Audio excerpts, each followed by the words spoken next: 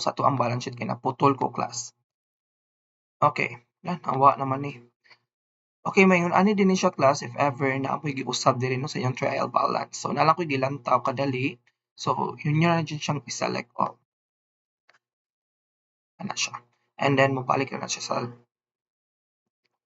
yung owner's equity. Okay. So padayon ta, so sa ato ang income statement, di ba ang atong tax rate is 3840? So nahibong ko ba? Ang akong ding na record is 29,040. Asa man ko gikan anyway. So only 3,840 ra jud ni siya class. Okay, so akong balikon ha, 3,840. So ato ni siya kusbon, 3,840. So copy and then paste. So 3,840 ladyo ninyo, inyo na lang siyang i-refresh if ever na mo giusab. Okay. And then trial balance, automatic na siya mausab. Okay. So 3,840.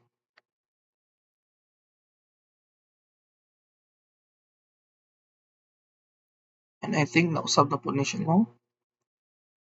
Okay. Automatic na siya mausab.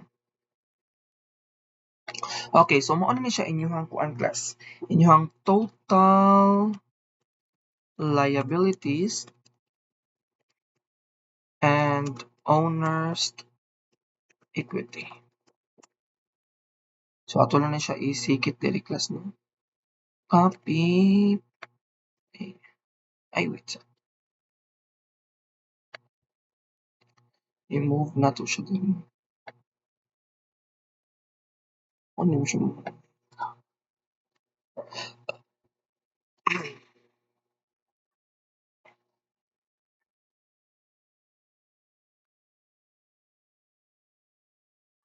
Okay. Ano siya? Wait sa... Okay, so ano siya class? Inyuhang balance sheet. Well, and then double rule.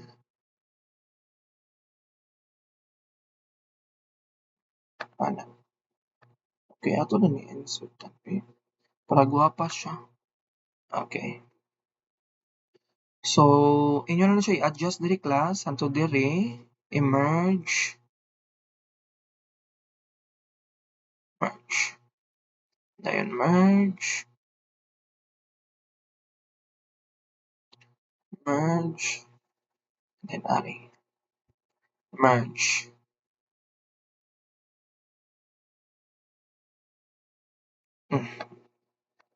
Okay, so always gina siya balance class ang total assets ug ang inyong total liabilities. So ato na siyang paninduton class ha. Okay. Murag tsakahan jud ko. Line style kani ano. Okay. And then home and then ano siya tik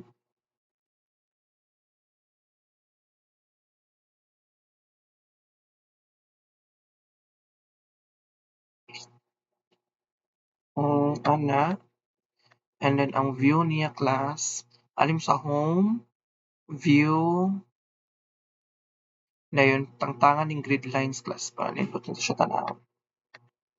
Okay. Yun na siya now class ay inyong balance sheet. So rename this to balance sheet.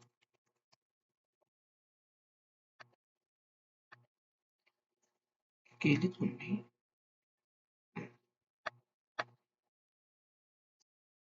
Okay. Ano siya inyong balance sheet? And then for your income statement, ano naman siya? Ato lang siyang no border. Ano? Okay. Nanapay na. Sa agiri. No border. So dapat gini siya magtupong klasa ang total assets and total kani siya. Kaya dapat equal man gini siya class balag magkamatay, equal din na siya. Okay? So income statement, so pagbabahan sa nato ni atong income statement. So home, save lang gyapon, save dayon view, ari dayon ka sa grid lines. Okay. Balance sheet nimo, income statement nimo. Okay? From the time na kay usab, let's say, actually wala na ni siya ha, labot ha. Timan-in ninyo ha, 294,890 no, ang inyong total assets and liabilities. Let's say, for example, nako idagdag diri nga let's say kaning sa man sa may lain nga let's say electricity ay like water bill. So water bill wala man no. So what itong butangan diri water expenses. Kana siya gym ay dili na ninyo necessary butangan na ato lang testingan kung mo balance ba siya nagabos balance sheet. So no need ninyo ibutang. Okay? So water expenses. Let's say ako ang gibayaran is 5,000. Ay na 5,000, let's say 500 lang. Then sa imuhang cash unhan nimo gikuha 500 cent. Payment of water bill.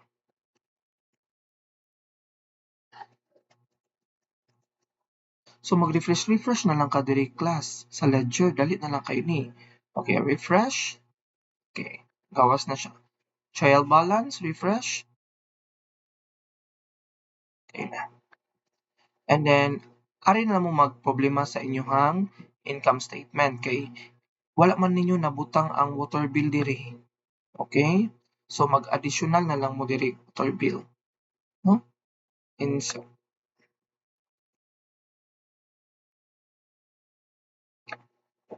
Like water expense. So to akong gibutang nito.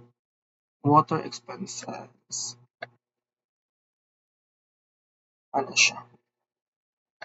So copy, paste.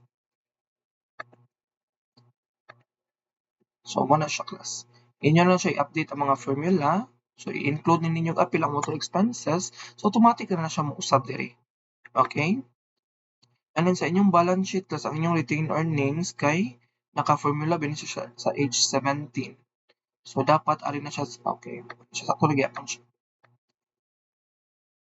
So dili gyapon siya balanse no.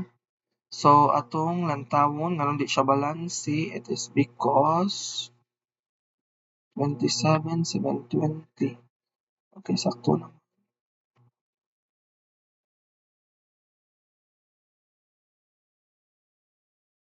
Kay ang iyang cash. Okay, kay nakuhaan ba ito class? Okay, ang iyang cash diri cash unhan 87,660. Okay, ni-update naman siya. I-refresh na rin ako. Refresh.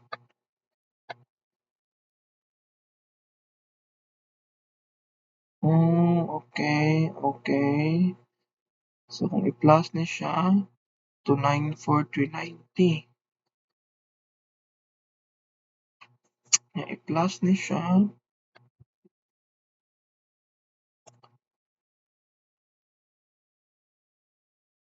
to 94,450. So di siya balance no.